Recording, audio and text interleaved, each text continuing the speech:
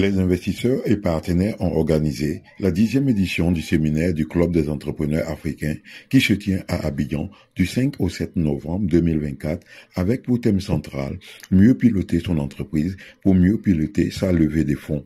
À cet effet, des masterclass des fondamentaux de la comptabilité et de l'analyse financière sont prévus au programme. Le 10 séminaire est financé par les entrepreneurs africains, l'AFD, Mastercard et l'Union européenne. Les organisateurs nous en disent plus. En fait, c'est l'organisation de ce séminaire qui rassemble 70 entrepreneurs de différents fonds et programmes qui sont gérés par investisseurs et partenaires. Et globalement, notre métier, en plus d'organiser ces séminaires de formation, c'est aussi de financer et d'accompagner des entrepreneurs sur le continent africain. Donc ces séminaires, si vous voulez, ils offrent des possibilités non seulement de formation pour ces entrepreneurs, qui doivent gérer au quotidien des sujets qui vont du marketing aux ressources humaines, à la comptabilité, à la vente. Et c'est impossible, si vous voulez, d'être spécialiste de chaque sujet. Donc ça donne la possibilité de donner la parole à des experts qui vont donner une formation à ces entrepreneurs et donc renforcer les capacités de ces entrepreneurs. Mais je crois qu'au-delà de la formation, ce qu'on cherche à travers ce séminaire, c'est vraiment que les entrepreneurs se rencontrent entre eux, qu'ils puissent sortir un petit peu de ce qu'on appelle la solitude de l'entrepreneur, où ils doivent gérer au quotidien énormément de sujets. Ils ont une charge mentale incroyable, ils ont la responsabilité de leur entreprise, ils ont beaucoup de questions pour lesquelles ils n'ont pas de réponse. Et là, simplement, pendant 3 jours, ils ont la possibilité d'échanger avec des pairs, avec d'autres entrepreneurs qui rencontrent les mêmes difficultés. Et c'est ça qui a un énorme impact. Et on voit que après le séminaire, justement, les entrepreneurs qui ne se connaissent pas se contactent ensuite, échangent sur leurs problèmes au quotidien, et donc ça renforce vraiment leur résilience dans leur activité opérationnelle. Il faut savoir que IDP, investisseurs et partenaires, gère plusieurs fonds et programmes. Sur les 20 dernières années, nous avons levé plus de 400 millions d'euros d'investissement, donc ça représente à peu près 250 milliards de francs CFA, qui ont permis de financer et d'accompagner plus de 300 entrepreneurs dans une quinzaine de pays de l'Afrique subsaharienne. Qui sont les investisseurs d'IDP? Eh bien, il y en a de différentes sortes. Il y a d'abord le secteur privé africain, des assurances, des entreprises de télécommunications, des banques, des hommes et des femmes d'affaires africains, mais également des organismes de développement, comme l'Agence française de développement, l'Union européenne et les agences de développement allemandes, également américaines.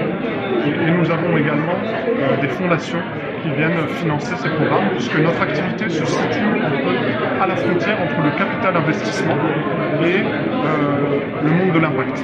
C'est-à-dire qu'on cherche à travers les outils du capital investissement à créer de l'impact en même temps que de la performance économique à travers la croissance des entreprises financières. On a une population qui est colossale, on a 1,5 milliard d'habitants. Je parle à l'échelle du continent, on a des besoins colossaux. Je le disais tout à l'heure dans mon préambule lors du séminaire qu'effectivement, est-ce que vous saviez que désormais le numéro 1 mondial de la tchéké, qui est le plat traditionnel ivoirien et qui est consommé dans toute la sous-région, est chinois?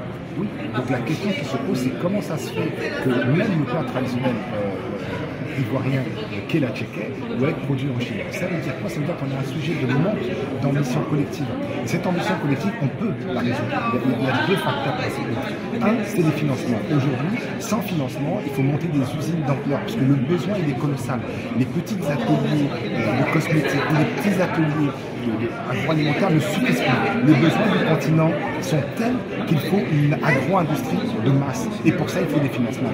Et après, au-delà des financements, ce qu'il faut, c'est que les entrepreneurs soient suffisamment ambitieux et que les entrepreneurs se mettent à rêver à l'échelle du continent. Donc il faut qu'on arrête de penser petit et qu'on pense de plus en plus à l'échelle du continent. Ça, ce sont une des raisons qui nous poussent à organiser ce type de séminaire et à sensibiliser nos adhérents. Je dirais même qu'il y a 3 leviers.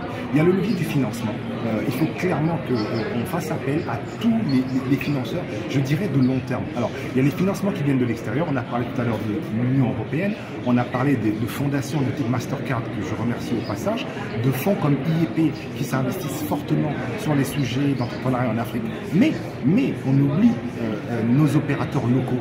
On a des assureurs locaux. On a des fonds de sécurité sociale qui ont des fonds de très long terme, qui doivent devenir des vrais financeurs de l'économie africaine. Et ça, c'est un plaidoyer qu'on fait parce que les fonds dont ont besoin les entrepreneurs africains sont tels que on a besoin de mobiliser toutes les ressources, y compris les ressources locales qui aujourd'hui ne sont pas suffisamment mobilisées. Donc ça, c'est les leviers. Et après, vous avez également l'écosystème. Parce que c'est bien, on peut rêver grand, on peut rêver d'agro-industrie, on peut rêver d'entrepreneurs, mais il faut qu'on ait l'écosystème entrepreneurial, que la facilité à créer une entreprise soit simple, que la fiscalité soit adaptée aux entrepreneurs et que la fiscalité, on est dans des environnements où l'informel est important. Alors si les seuls entrepreneurs qui réussissent à se formaliser, ils sont surtaxés par rapport aux entrepreneurs de l'informel, ça va poser une difficulté parce qu'ils seront les seuls à porter la charge. Donc l'idée, c'est plutôt d'avoir une fiscalité adaptée qui encourage le maximum d'entrepreneurs africains à se formaliser pour qu'on puisse tous collectivement contribuer à l'économie de nos pays. Aujourd'hui, l'Afrique a besoin d'un maximum d'entrepreneurs et notre objectif au sein du club, c'est d'encourager les jeunes Africains à entreprendre parce qu'en réalité, une partie de l'avenir du continent est dans les mains des entrepreneurs et des entrepreneurs africains. Le capital a été sélectionné par Investisseurs Partners pour le contenu scientifique du séminaire des entrepreneurs. Et ce contenu scientifique va s'articuler autour des sessions de formation.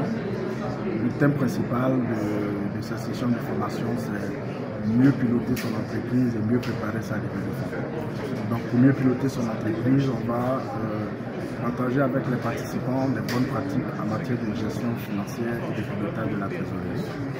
Et également, pour mieux préparer sa levée de fonds, on prévoit l'organisation d'un panel qui va permettre aux acteurs de terrain, qui va permettre aux personnes qui pratiquent la levée de fonds tout le temps, et également permettre aux entrepreneurs qui ont déjà réussi cet exercice.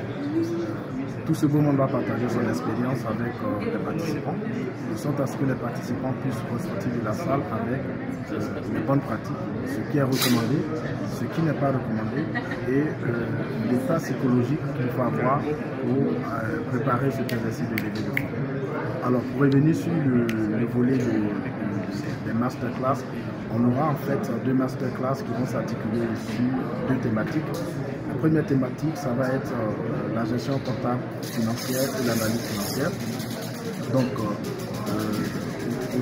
à partir de cette thématique-là, on devrait être capable de permettre aux entrepreneurs de savoir mieux interpréter les états financiers, donc tirer de ces états financiers les informations clés, les informations les plus importantes pour pouvoir prendre des décisions de gestion, des décisions stratégiques éclairées. Le deuxième masterclass va s'articuler sur la thématique de la prévision de trésorerie, donc de la gestion de trésorerie.